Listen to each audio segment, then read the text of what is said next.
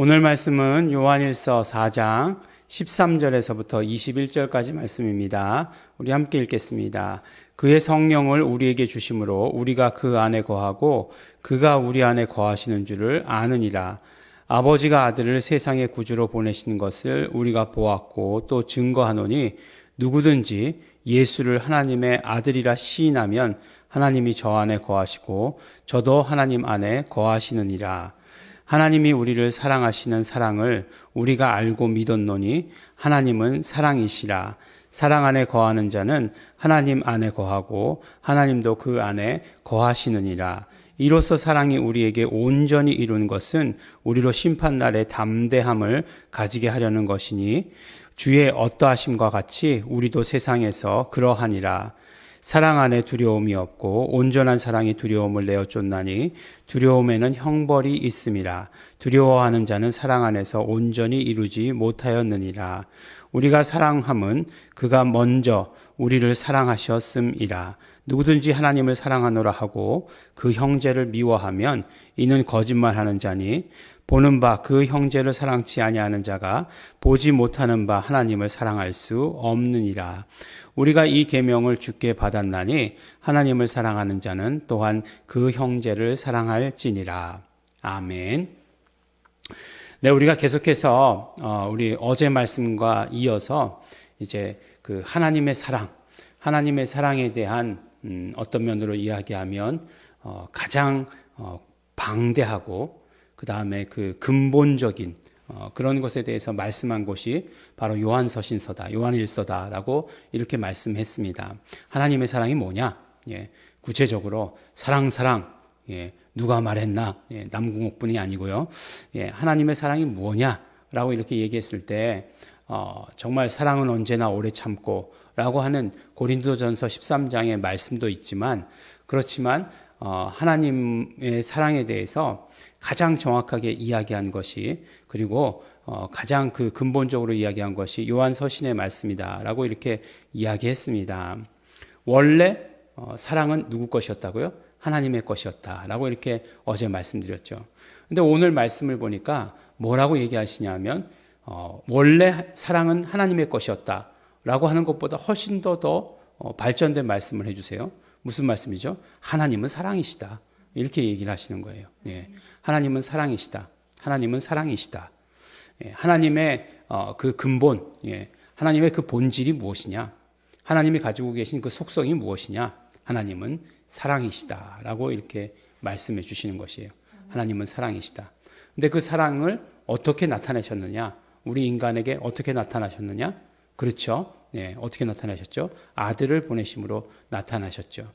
그래서 언젠가 말씀드린 적이 있는데 요한계시록에 보면 2장에 이제 그렇게 얘기하지 않습니까? 에베소 교회를 향해서 첫사랑을 회복하라라고 이렇게 말씀하잖아요. 예, 첫사랑을 회복하라라고 이렇게 얘기하고 있는데 거기서 첫사랑이라고 하는 것이 어떤 면으로 이야기하면 그렇지. 내가 예수를 처음 믿었을 때에 그때 그런 열정이 있었지. 내가 정말 신앙생활 열심히 하면서 내가 사역자의 길을 가겠다라고 마음 먹었을 때 그때 그 열정이 있지. 그래, 그때는 정말 막 눈물 흘리면서 다녔고 누구든지 보면은 예수를 전하고 싶었고 그렇지. 네, 내 예수로만 살겠다. 예, 그 길을 준비하기 위해서 어떻게 살아야 되는가 고민했었지. 그게 첫사랑이다라고 생각하지만 그러나 하나님께서 우리에게 보여주신 첫사랑이 뭐라고요? 예수 그리스도시라는 거예요. 그러면 우리가 하나님을 향한 첫사랑도 무엇이 돼야 되는 거예요? 우리가 만난 그 첫사랑, 우리 온 인류가 만난 그 첫사랑은 바로 예수 그리스도가 된다라고 이렇게 말씀하는 거죠. 이게 이론적으로 이렇게 또 딱딱 맞는다. 예, 이렇게 이야기하는 것보다 바로 우리가 예수 그리스도를 보내신 그 사랑이 하나님의 첫사랑이고 우리가 하나님을 사랑할 때, 우리가 하나님을 만날 때 만나는 첫사랑이 바로 예수 그리스도시다라고 이렇게 말씀하는 거죠. 그래서 우리가 예수 그리스도를 만나야 하는 거죠. 그런데 여기서 더해서 바로 하나님은 사랑이시다라고 이렇게 말씀하세요. 하나님이 사랑이시다라고 하는 그 의미가 뭘까요? 하나님의 속성? 아니 하나님의 본성? 예, 뭘까요? 네. 바로 계속해서 말씀하고 있는 바를 우리가 들어야 돼요. 그게 뭐냐 하면은 계속해서 뭐라고 말씀하시냐면 성령을 우리에게 주심으로 말미암아 우리가 깨닫게 되는 것이 무엇이냐면 우리가 하나님 안에 있고 하나님께서 우리 안에 계시다라고 하는 사실. 예. 그래서 소속감이 중요하다 말씀드렸잖아요. 그러니까 하나님 안에 있고 하나님이 우리 안에 계시다. 우리가 하나님께 속해 있고 하나님이 우리 안에 계시다라고 하는 것. 이게 뭐죠? 요한복음에서 나온 계속되는 주제잖아요. 요한복음의 주제와 같은 거잖아요. 그것이 성령을 우리에게 보내주시면 우리가 그것을 알게 될 것이다 라고 이렇게 얘기하고 있어요. 근데 이렇게 되는 방법은 뭐라고요? 누구든지 예수를 하나님의 아들이라 시인하면 그렇게 된다는 거죠. 그런데 그 시인하지 않는 영마다 뭐라고요? 적그리스도에게 속한 영이다 이렇게 말씀드렸잖아요. 앞에서. 그러니까 완전히 그것으로 완전히 갈라지는 거죠. 하나님의 아들이심을 시인하는 것. 그리고 그것을 믿는 것. 그러면 어떻게 된다고요? 우리가 하나님 안에 거하고 하나님이 우리 안에 거하신다라고 이렇게 말씀하고 계세요. 그리고 나서 뭐라고 얘기하시죠? 하나님이 우리를 사랑하시는 사랑을 우리가 알고 믿었노니 하나님은 사랑이시라. 사랑 안에 거하는 자는 하나님 안에 거하고 이렇게 얘기하고 있어요. 그러니까 하나님의 사랑이라고 하는 것이 구체적으로 무엇이냐면 구체적으로 하나님께서 우리 안에 우리가 하나님 안에 거하는 것이 하나님의 사랑이에요.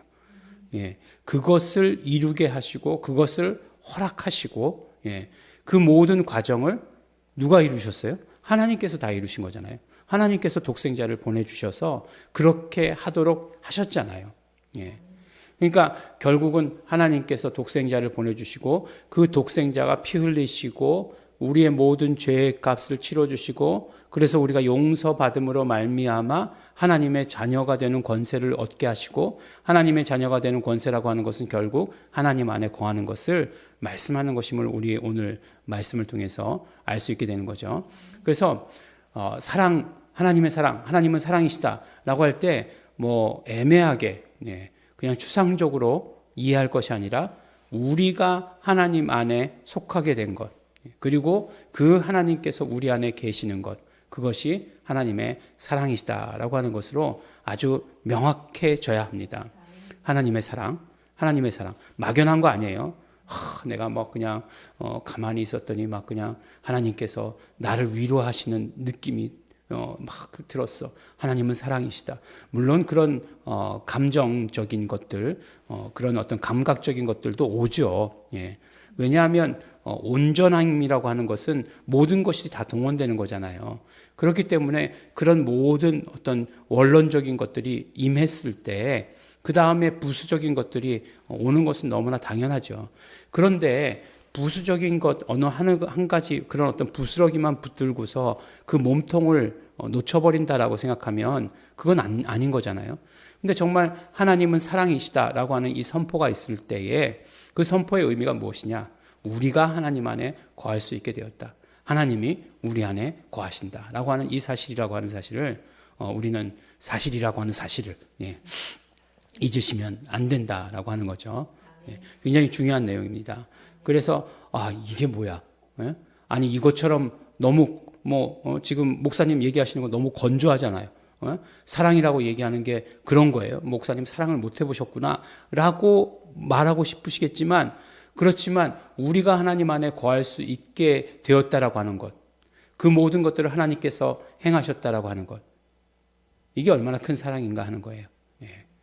정말 우리가 생각해보고 또 생각해보고 또 생각해봐야 돼요. 내가 죄인이 찬송가에도 있잖아요. 벌레만도 못한 죄인이 벌레만도 못하죠. 죄인은. 그런데 하나님께서 하나님 안에 거하게 하셨다라고 하는 이 사실이 이것이 얼마나 큰 일인가 하는 것이에요. 그러면 우리가 어떻게 해야 돼요? 그건 하나님을 사랑하는 자가 되어야 되는 거죠. 그것 때문에 하나님을 사랑하는 자가 되어야 되는 것이고 그것이 내가 하나님께 사랑받았다는 것이 결국은 형제를 사랑할 수 있는 그런 이유가 되는 거죠. 오늘 아주 날카롭게 얘기하지 않습니까? 눈에 보이는 형제를 사랑하지도 못하면서 어떻게 눈에 보이지 아니하는 하나님을 사랑할 수 있느냐 이렇게 말씀하잖아요. 그래서 뭐라고 얘기합니까? 형제를 미워하는 자마다 다 살인하는 자다라고 이렇게 얘기하는 거죠. 그 이유와 그 근거가 오늘 말씀 가운데서 나오는 게 되는 거죠. 하나님은 사랑이신데 하나님께서 우리를 그렇게 사랑하셨는데 그렇게 사랑하셨는데 나만 사랑하셨나요? 우리 형제도 사랑하셨죠. 그렇게 사랑하셨는데 그 사랑에 대해서 알지 못하면 결국 미워하는 자는 살인자다라고 하는 그 공식이 이렇게 되는 거죠. 그것이 우리에게 계명이다. 그것이 우리에게 명령이다. 그것이 우리에게 법이다라고 이렇게 얘기하는 거예요. 그러므로 어떻게 됩니까? 하나님의 사랑을 받은 자들은 또 뭐라고 말씀드렸죠? 진리 안에 거하는 자가 되어야 된다라고 이렇게 말씀하고 있는 것입니다. 오늘 우리 이 말씀을 통해서 하나님은 사랑이시다라고 얘기할 때 그 하나님의 사랑의 크기가 어떠한지 우리가 더 깊이 깨닫게 되고 또 이렇게 그것을 통해서 하나님과 깊은 그런 사랑의 교제, 우리가 하나님 안에 거하게 됐다는 것, 그것이 어떤 의미인지 깊이 깨닫고 또 경험하시는 그런 시간 되기를 예수 이름으로 축원합니다. 기도하겠습니다. 하나님 아버지 감사합니다. 하나님께서 먼저 사랑하시고 하나님께서 사랑을 보여주시고 아니 하나님은 사랑이시다라고 하시는 오늘 그 선포를 우리가 듣게 되었습니다. 성령님으로 말미암아 더 깨달을 수 있게 하여 주시옵시고 그러므로 정말 하나님의 안에 거하게 하시는 그 사랑이 무엇인지 우리 오늘 경험하고 아는 자, 밝히 아는 자 될 수 있도록 하여 주시옵소서. 우리가 정말 예수 이름 부를 때마다 정말 그 안에 거하게 되는 것, 하나님의 임재 가운데 거하게 되는 것 더 밝히 경험하고 경험할 수 있도록 축복하여 주시옵소서. 성령님 함께하여 주시옵소서. 감사드립니다.